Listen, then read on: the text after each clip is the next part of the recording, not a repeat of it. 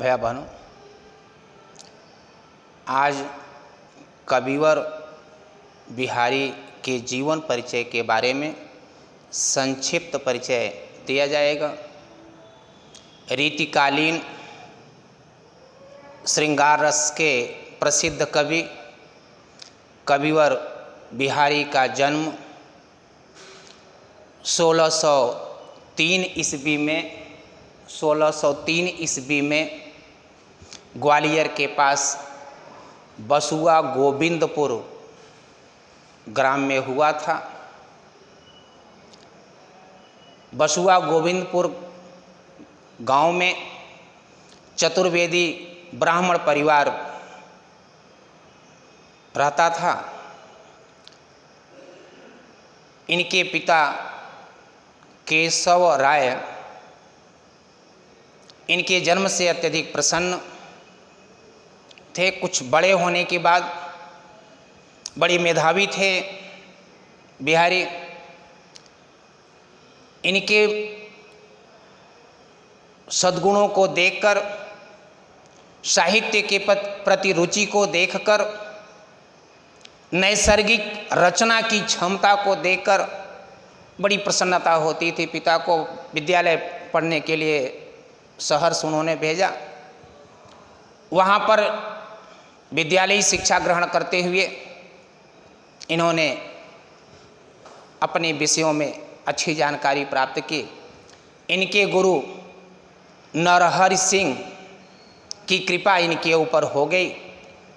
वे गुरुदेव बड़े प्रभावित हुए बिहारी से। इनकी अद्भुत क्षमता को देखकर उन्होंने सम्राट जहांगीर के दरबार में उपस्थित हुए। इनको लेकर गए। सम्राट जहांगीर से उन्होंने इनका परिचय कराया बिहारी का। जहांगीर ने इनकी कुशलता, इनकी बौद्धिक क्षमता को देखकर अपने दरबार में, अपने संरक्षण में रहने को कहा। जहांगीर के दरबार में इन्हें सम्मान प्राप्त होता था। जहांगीर की मृत्यु के पश्चात शाहजहां सम्राट हुआ। शाहजहां ने भी बिहारी का बड़ा सम्मान किया। कुछ समय पश्चात अपनी युवावस्था में ही मथुरा आकर रहने लगे। मथुरा स्वाभाविक रूप से भगवान श्री कृष्ण की जन्मस्थली, वहाँ का वातावरण कृष्ण की भक्ति में है। ससुराल में रहकर इनका जो चिंतन था भगवान श्री कृष्ण के प्रति रहा। कुछ समय पश्चात ये जयपुर गए। वहाँ के राजा महाराज जय सिंह विलासितापूर्ण जीवन व्यतीत कर रहे थे। राज्य का समस्त कार्य बाधित हो गया था, चौपट हो गया था। प्रजा परेशान थी। लेकिन राजा नवविवाहिता पत्नी के सुख में लीन। इन्होंने एक दोहा लिखकर भिजवाया राजा जय सिंह के पास। नहीं पराग नहीं मधुर मधु, नहीं विकास यही काल, अली कली ही सो बध्यो, आगे कौन हवाल। दोहा को देखकर राजा जय सिंह को अपना कर्तव्य ध्यान आ गया। वहाँ से आए, बिहारी से मिलकर उनका परिचय पूछा। अपना परिचय उन्होंने दिया। उसके पश्चात राजा जय सिंह ने बिहारी से कहा, आप इसी तरह के दोहों की रचना करिए और प्रत्येक दोहे पर मैं आपको एक स्वर्ण मुद्रा दूंगा। बिहारी ने वहीं राजा जय सिंह के ही दरबार में रहकर दोहों की रचना शुरू की। और इनकी रचना, एकमात्र रचना बिहारी सतसई है। सत माने 100, सई सत माने 7, सई माने 100, 700। यद्यपि इनकी रचना का नाम सतसई है, 700 दोहे जिसमें हो, लेकिन इनके दोहों में बिहारी सतसई में 750 दोहे हैं। रचना इन्होंने पूरा किया। उसके पश्चात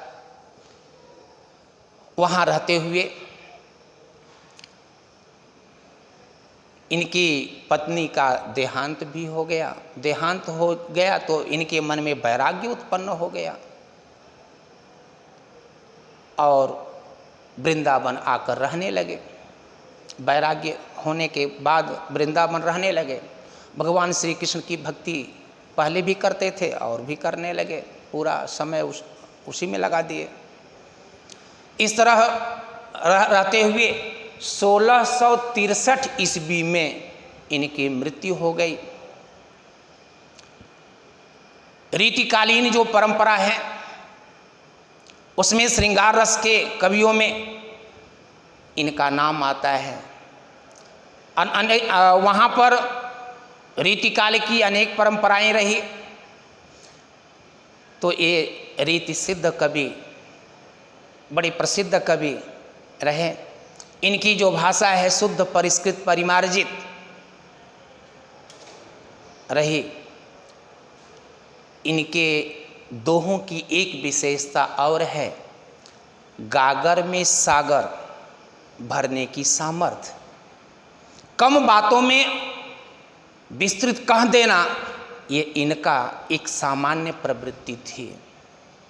छोटे छोटे दोहों में विशाल अर्थ भरा हुआ, रहस्य का अर्थ भरा हुआ, उपदेश का अर्थ, ज्ञान की बातें इनके दोहों में समाहित हैं, जिनके अर्थ को देखकर कर्तव्य का बोध होता है। इस तरह से कविवर बिहारी हिंदी साहित्य में अपना अमूल्य योगदान दिए।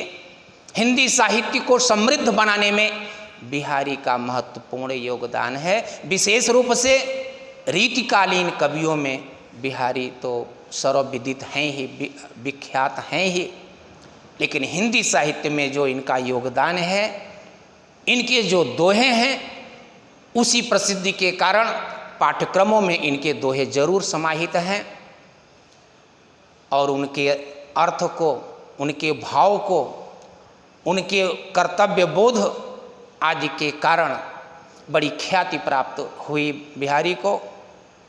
और हिंदी साहित्य में इनका अमूल्य योगदान तो अविस्मरणीय है। इस तरह कविवर बिहारी का संक्षिप्त परिचय प्रस्तुत किया गया। इनकी जो भाषा और शैली है, मुक्तक शैली इनकी रही। ब्रज भाषा चूँकि वो क्षेत्र ही ऐसा था, लेकिन इनकी जो भाषा शुद्ध परिष्कृत परिमार्जित मुक्तक शैली में इनकी रचना लिखी गई है। रचना केवल एक है, बिहारी सतसई, जन्म 1603, मृत्यु 1663। इस तरह अपनी बात को आज हम समाप्त करते हैं। इसके बाद आगे कल बात करेंगे। धन्यवाद।